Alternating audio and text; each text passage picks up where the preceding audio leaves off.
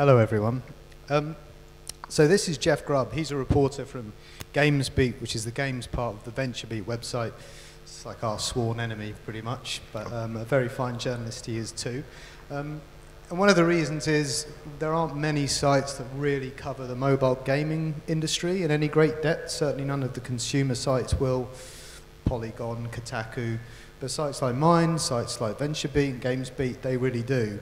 And we really kind of understand or try to understand the big issues facing the developers at the moment. And Jeff is going to talk about one of my personal favorites, which is Apple's sort of labyrinthine and inscrutable set of rules that, anyway, I don't want to ruin his presentation in any way, but this is a very good topic. There will be a couple of questions at the end, so save them up. Jeff? Thanks, Matt. Like you said, I'm Jeff Grubb. I'm a reporter. Writing for GamesBeat, writing about games for VentureBeat. If you are aware of us at all, maybe you know Dean Takahashi, you could just think of me as his mini-me. But when I say I'm a reporter, I want to make it clear that I'm really just a reporter.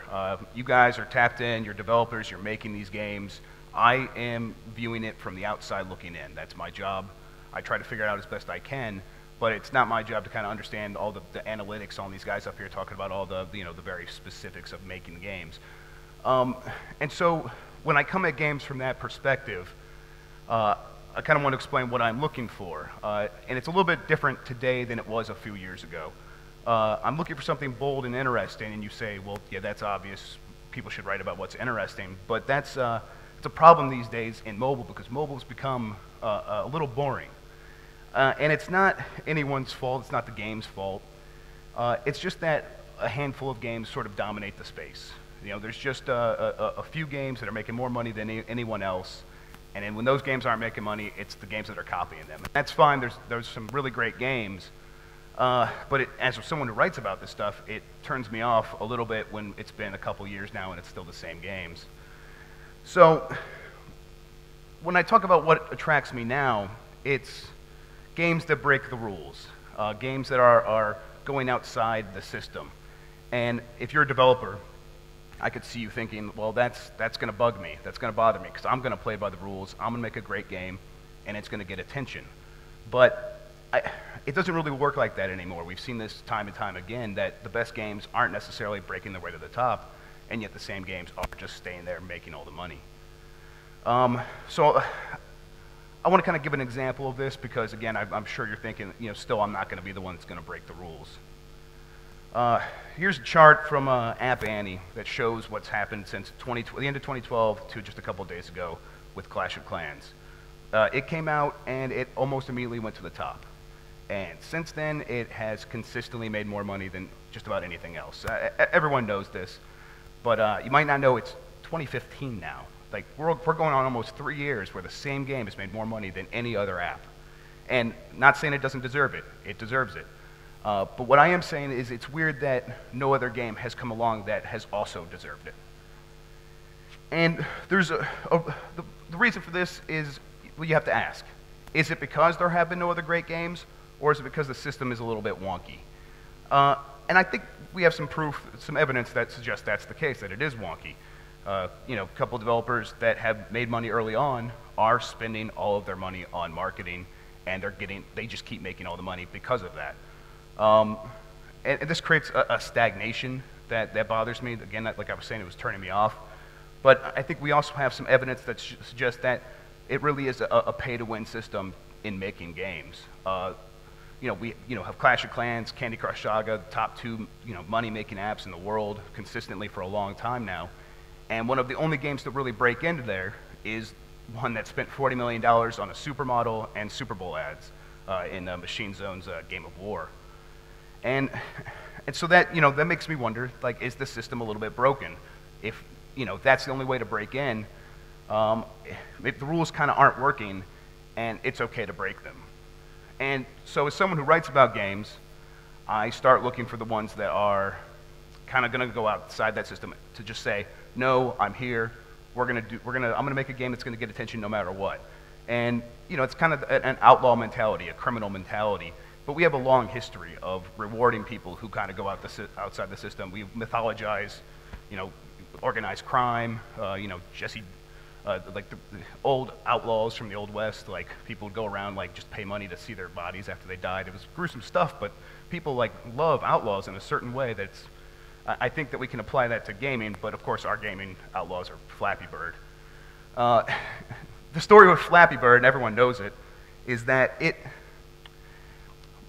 was never proven, but it was suggested quite often that Dong DeWin wrote a bot script that faked dozens and dozens and dozens of 5-star reviews on the iOS App Store and Google Play.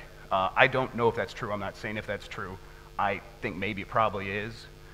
And I'm also saying it doesn't matter. He maybe faked those reviews, but once it toppled over and it started organically becoming popular, it deserved that because it's a good game. I think it's a great game. But it also was made in a system that was unfair. The system where it's impossible to break through unless you have $40 million and a supermodel. And again, the only rules that Dong DeWin really broke were Apple's. If he was breaking real laws, then maybe we'd have some real issues. But he's just working inside a system that was built by some other company, and we all think that every app developer should have to obey them. Not when it's become so impossible for new games to come along and really make a name for themselves. And this sort of brings me into what Matt was saying when he introduced me is Apple's rules are also, they're silly and unfair to gaming as a whole.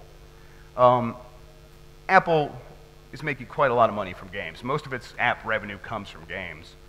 But at the same time, it still treats games like toys, and it treats gamers like children. And with that in mind, it's games that kind of violate those rules on purpose, they should be rewarded. This is in-game Syria. It is a game about the real Syrian war that's happening right now still. The game was made a few years ago, and Apple banned it. It would not allow the game on the App Store because it deals with a real controversy. The developer that made this, it was part of a project they called Game the News. And as a reporter, that really hits home because if I was trying to write a news story and Apple said, well, you can't put that on iOS, but, like you can't write a book about that, mentioning like the real place Syria, you have to write around that to get it on their device. We wouldn't accept that. No one would accept that. But with gaming, we sort of say, oh, Apple, that's their system. They're allowed to do that. And there really is no reason for that. Here's another one. It's a sexual education game called Happy Playtime. And it tries to teach women about sexual education. But Apple, again, is making the decision for people who own Apple devices, saying, no, you can't have this game, not on our devices. Here's another one. This is probably the most famous example, Sweatshop. Apple also banned this from their store. This doesn't mention any real places, real names, but it definitely deals with a controversy that was especially troublesome at the time for Apple with their manufacturing plants and the workers' conditions. And it banned the game. It didn't want this sort of criticism coming from its own place or from its own app store. And the problem is that when Apple starts banning these games and not allowing them on there, and not really coming out straight out and just saying, hey, here's our rules, here are the problems, it creates a chilling effect. And the fact that Apple really shouldn't have these rules in place at all because it doesn't actually curate books, movies, or music. This game's Pot Farm Grassroots. It's a silly game about growing marijuana. I'm actually from a place where this is all legal now. I'm from Denver, Colorado. This is all perfectly legal, but you can't enjoy a fake game about it on Apple's iOS store, despite the fact that there are dozens of books about drug dealing on iBooks. There are dozens of songs that glorify all sorts of recreational drug use on iTunes. And there are dozens of movies that you could buy through Apple stores, but you can't play this game on your iOS device. The developer of this game actually got around this in a clever way. They made a game called Munchie Farm. And it's about a game where you grow like nachos and hot dogs and plants in a world where all junk food's been made illegal because like some corporation wants you to only eat apples or something. So that was pretty clever. So they're sticking it to Apple a little bit, even though they couldn't release their full game. But the point is that this developer didn't even waste development time trying to make this game for iOS. They're like, we're not going to get around the rules, so we're not even going to try. And that's an example of the chilling effect that it can have. But I subtitled this talk, How Tiny Games Can Get Big Attention. And I think what I'm suggesting there is that I want more games to be bold, to purposely break Apple's rules, purposely break a lot of rules. Here's a game, Papers, Please, that did not purposely break Apple's rules, but it got a lot of attention because Apple temporarily banned it for featuring a nude scene just like this. This game is about you play a border patrol agent, and you have to decide whether or not to let people in based on their appearance, their papers, and it's supposed to make you feel uncomfortable, and this is an example of that. You're supposed to be able to see a person naked and then have to decide whether or not you oh, I've just seen you naked, and now am I going to let you in? And you hold a lot of power over them, and this game is an example of that. But Apple banned it.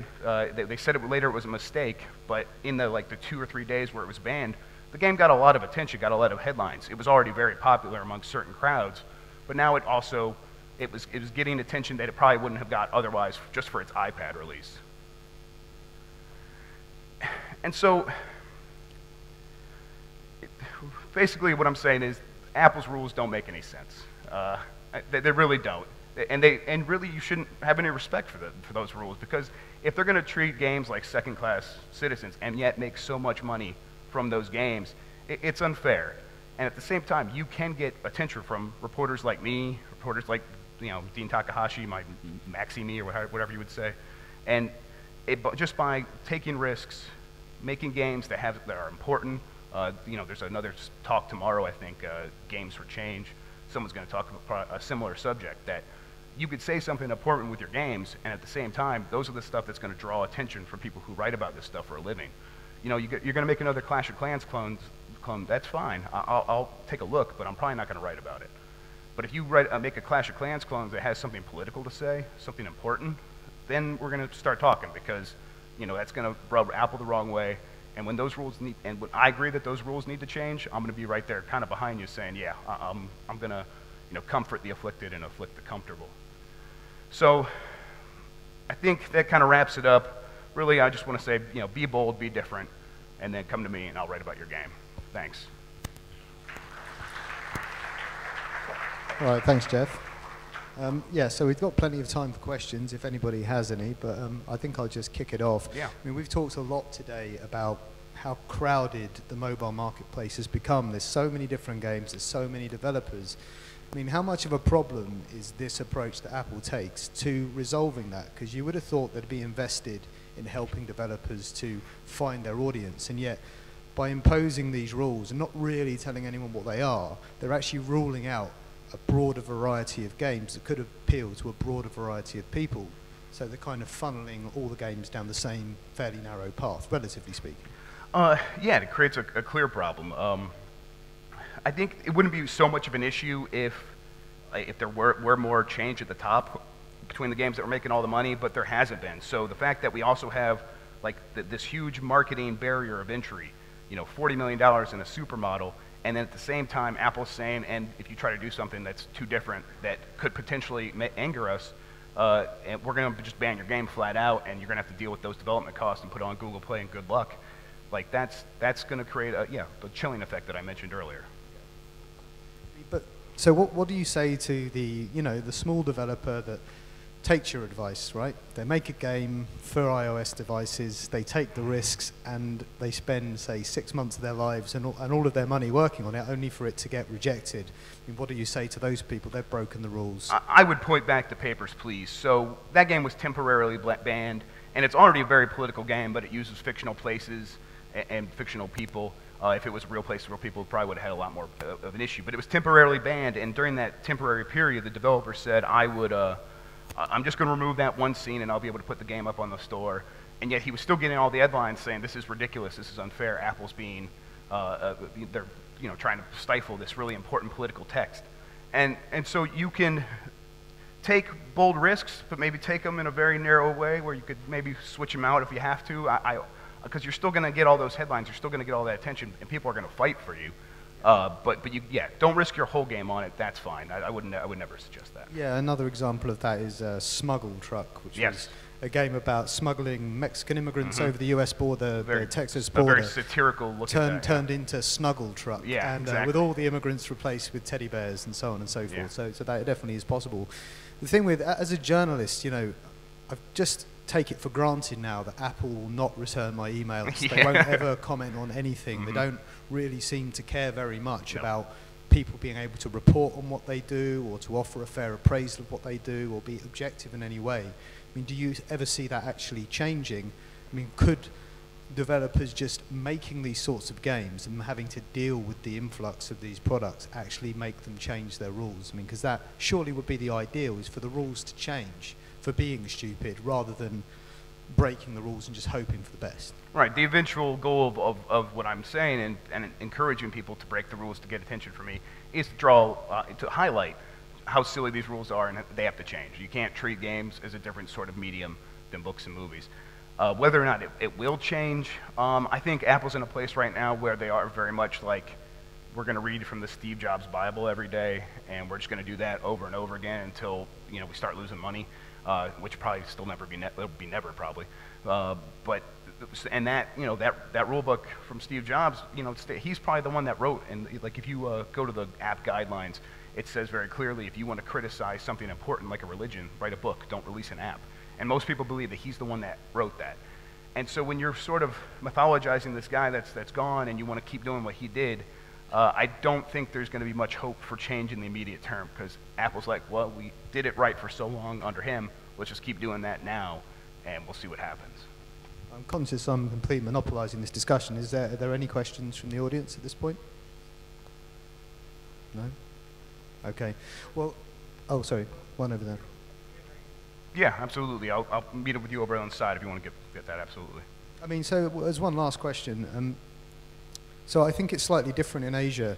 You've got a few more ways of selling apps, a few more marketplaces. I think the place where this really affects everything a lot is North America and in Europe, where you've really got 2 app stores, and that's the whole inventory for mobile games. I mean, is that another possible way around this, like the new channels becoming available where people can sell their apps outside of the, you know, the Apple ecosystem, the Google ecosystem? Yeah, and we've definitely seen that. Google Play's been much more open. I think they've only had one real instant where Google Play's banned a game that was questionable, and I think it was offensive to most people in the world. So there was no fight there.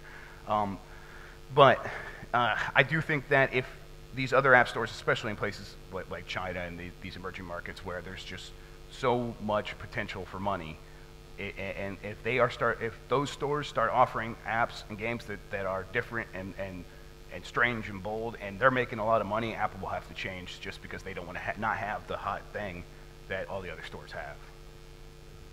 Well, I mean, I will second everything he said as a journalist. Like, these are the games we're looking out for. Anything that stands out, that's how you get your free organic promotion. No need to spend any money. All that save on user acquisition costs is worth at least considering anyway. But in the meantime, unless there's another question, up at the back. Here we go. It'll take me a while to get back there.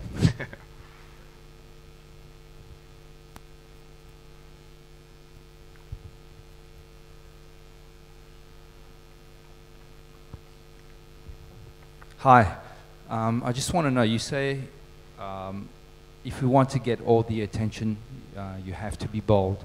So that's fine, but like in this part of the world, we don't really, we may not have a political message. No, yet we want to be bold. So you're saying those games are making a lot of money, and we want to be up there as well. So do you have a suggestion for being bold without having a political message? Yeah, there's, I think that you don't necessarily need to be political or sexual like that one game was, which is inherently political as well.